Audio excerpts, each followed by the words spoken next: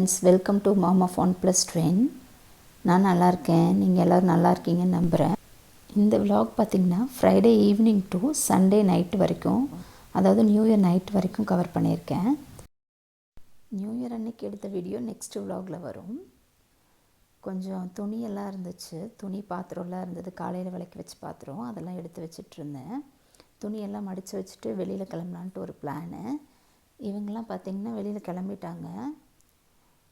சரி, பழம் சாப்பிட்டிங்கன்னா தான் வெளியில் கூட்டிகிட்டு போவோம்னு சொன்னதுனால எல்லாம் அவசர அவசரமாக பழம்லாம் சாப்பிட்டுட்டு ரெடி ஆகிட்டு இருந்தாங்க. வெளியிலன்னா வேறு எங்கேயும் இல்லை, சும்மா விளையாடுறதுக்கு கூட்டிகிட்டு போவோம் அப்பப்போ. மேக்ஸிமம் ஒரு வீக்லி ஒரு 1 or 2 days வந்து அவங்க அப்பா ஆஃபீஸ் முடிச்சுட்டு வந்து கூட்டிகிட்டு போவார், எங்களை ஒரு ரவுண்ட் கூட்டிகிட்டு போவார். அந்த நியூ இயர் வர்றதுனால ரொம்ப லைட்டிங்ஸ்லாம் போட்டு டெக்கரேட் பண்ணி வச்சுருப்பாங்க, நல்லாயிருக்கும்னு சொல்லிட்டு பார்க்க கிளம்பிட்டோம். ஃபஸ்ட்டு அவங்க எல்லாத்துக்குமே நியூ இயர் விஷ் பண்ணிக்கிறேன், ஹாப்பி நியூ இயர். அதுக்கு தனியாக என்னால் போஸ்ட் போட முடியல, குழந்தைங்களுக்கு லீவு விட்டதுனால எதுக்குமே டைம் இல்லாமல் ஆயிடுச்சு. இதுதான் என்னோடய ஃபஸ்ட்டு விலாகுன்னு சொல்லலாம், 2024 ஃபஸ்ட்டு விலாகு. வெளியில் போயிட்டு nuggets, chicken nuggets, veg cutlet எல்லாம் சாப்பிட்டுட்டு இருந்தாங்க, ப்ரௌனி எல்லாம் வாங்கி சாப்பிட்டுட்டு இருந்தோம். பயங்கர சூடாக இருந்தது, ஊதி ஊதி சாப்பிட்டுட்டு இருந்தாங்க.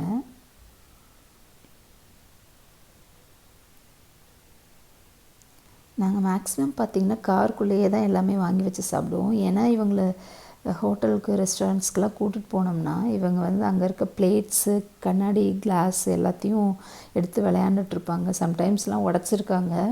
அதனால் நாங்கள் இவங்களை வந்து ஹோட்டலுக்கெலாம் கூட்டிகிட்டு போகிறதே இல்லை. எதாக இருந்தாலும் கார்லேயே வாங்கி வச்சு சாப்பிட்ருவோம். சாப்பிட்டு முடிச்சுட்டு விளையாடணுன்னு சொன்னாங்க. அதனால் ரேஸ் கோர்ஸ்க்கு போனால் ஓடிக்கிட்டே இருப்பாங்க. அதனால் எங்களால் அவங்க பின்னாடி ஓட முடியாது. அதனால் லக்ஷ்மி மில்ஸ்லேயே ஒரு சின்ன ப்ளே ஏரியா இருக்குது, அங்கேயே கூட்டிகிட்டு போயிட்டு விளையாட வச்சிட்ருந்தோம். அப்படியே உள்ள ஜுடியோலாம் இருந்துச்சு, போய் பார்த்தேன் ஏதாவது கலெக்ஷன்ஸ் இருக்கா ட்ரெஸ்ஸு குழந்தைங்களுக்கு அப்படின்னு பார்த்தேன். எதுவும் பெருசாக ஒன்றும் இல்லை, எல்லாமே பழைய ஓல்டு ஸ்டாக் தான் இருந்த மாதிரி இருந்துச்சு. அதனால் எதுவும் வாங்கலை. இது வந்து சாட்டர்டே மார்னிங்கு மட்டன் குழம்பு வைக்கலான்னு சொல்லிட்டு அதுக்கு ரெடி பண்ணிகிட்ருந்தேன். கடாயில் வந்து எண்ணெய் ஊற்றிட்டு சின்ன வெங்காயம் போட்டுக்கலாம்.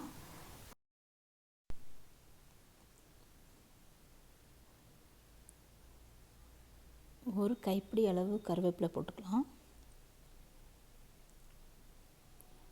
ஒரு ஏலக்காய், ஒரு பிரிஞ்சி இலை, 3 கிராம்பு, ஒரு பட்டை போட்டுக்கலாம். போட்டு நல்லா வதக்கிட்டு அதுலேயே ஒரு 1/2 ஸ்பூன் கசகசா போட்டுக்கிறேன், 1/2 ஸ்பூன் சீரகம், 1/2 ஸ்பூன் சோம்பு, 1/2 ஸ்பூன் வந்து மிளகு போட்டுக்கலாம். போட்டு நல்லா வதக்கிக்கலாம். எனக்கு காரம் கம்மியாக தான் வேணும், அதனால் வந்து கம்மியாக போட்டிருக்கேன். அது 1/2 kg மட்டன் தான், அதனால் வந்து இந்தளவு போதும்.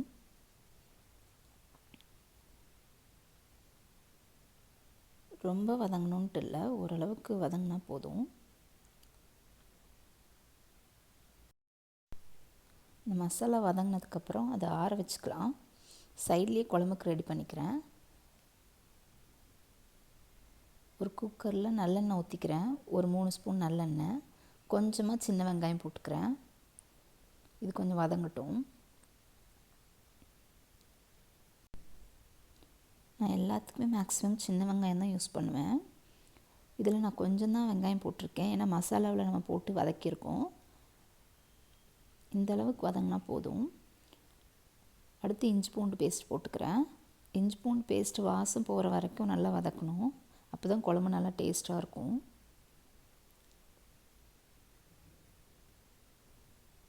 அடிப்பிடிக்காத நல்லா கிண்டி விட்டுக்கலாம். இஞ்சி பூண்டு பேஸ்ட் போட்டதுக்கப்புறமும் பார்த்திங்கன்னா ஸ்டவ் கொஞ்சம் சிம்மில் வச்சுக்கலாம், ஏன்னா சீக்கிரமாக அடிப்பிடிக்க ஆரம்பிச்சிடும். நான் அரைச்சி வச்ச மசாலா ஊற்றிக்கிறேன். இது நல்லா எண்ணெயிலே வதங்கணும், கொஞ்ச நேரம் சிம்மில் வச்சுக்கலாம்.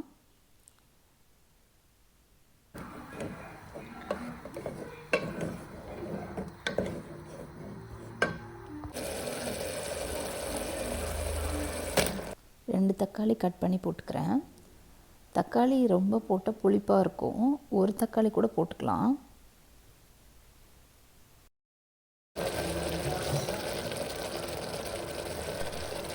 தேவையான அளவு உப்பு போட்டுக்கலாம்.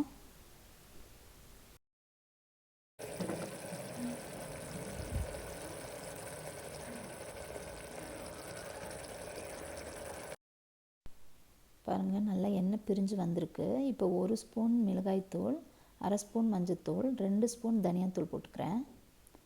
இதுவும் நல்லா எண்ணெயிலே வதங்கணும்.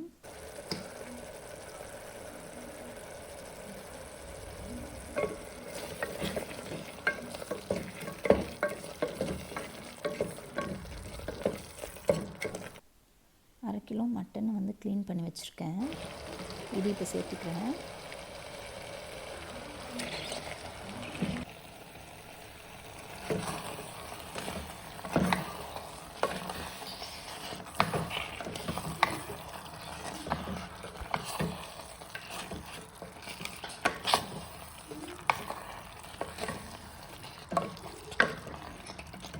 நம்ம இதுக்கு மசாலா அரைச்சி வைக்கிறதுனால ரொம்ப டேஸ்ட்டாக இருக்கும். அதுவும் நான் இன்ஸ்டண்ட்டாக அரைச்சி வைப்பேன், அதனால் கொஞ்சம் வாசமாக இருக்கும்.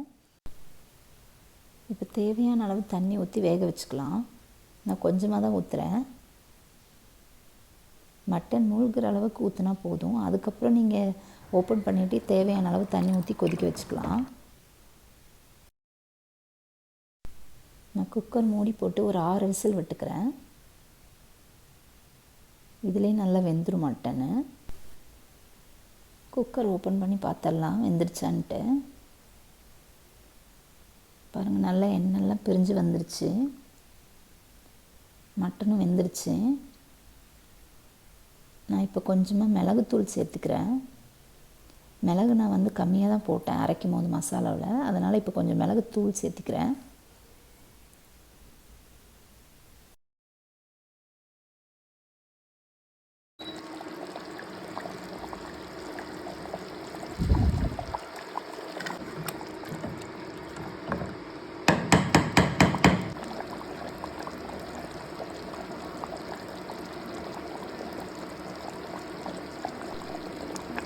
மட்டன் குழம்பு ரெடி ஆகிடுச்சு.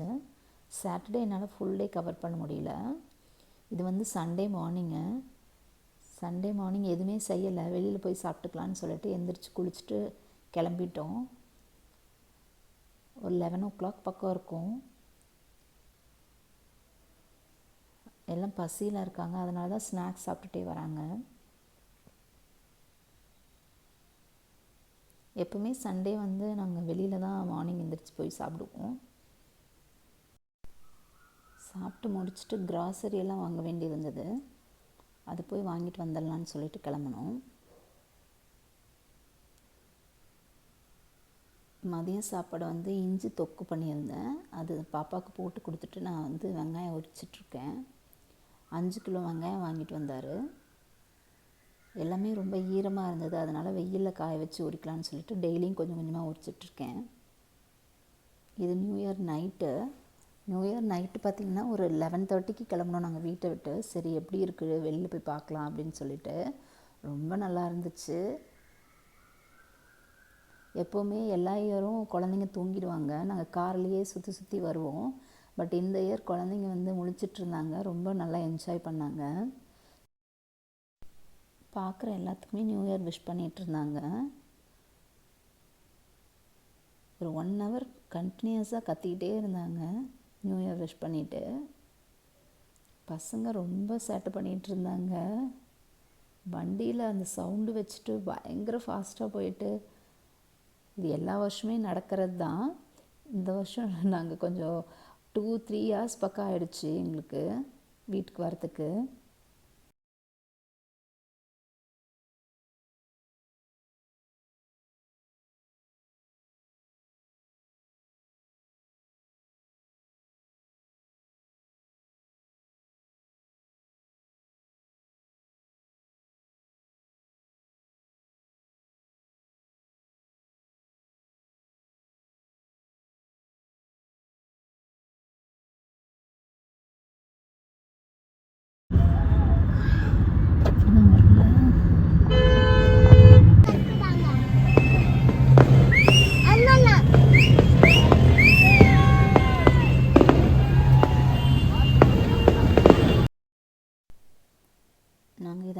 முடிச்சுட்டு வீட்டுக்கு வந்ததே வந்து 2 o'clock தான் வந்தோம். அப்படி வரும்போது கூட பார்த்திங்கன்னா கொஞ்சம் வண்டி நிறையா இருந்துச்சு. அப்பயும் டிராஃபிக்கில் தான் வந்தோம் வீட்டுக்கே. உங்களுக்கெல்லாம் நியூ இயர் எப்படி போச்சுன்ட்டு கமெண்ட்டில் சொல்லுங்கள்.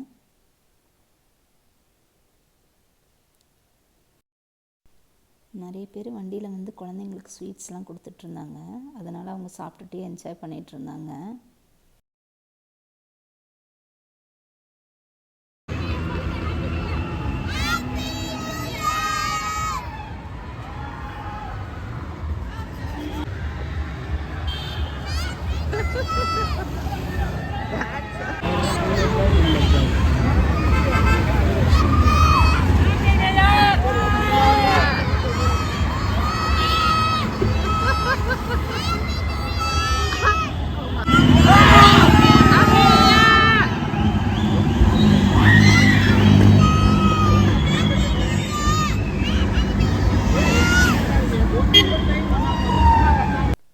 இந்த வீடியோ பார்த்து நீங்கள் என்ஜாய் பண்ணுவீங்க நம்புகிறேன்.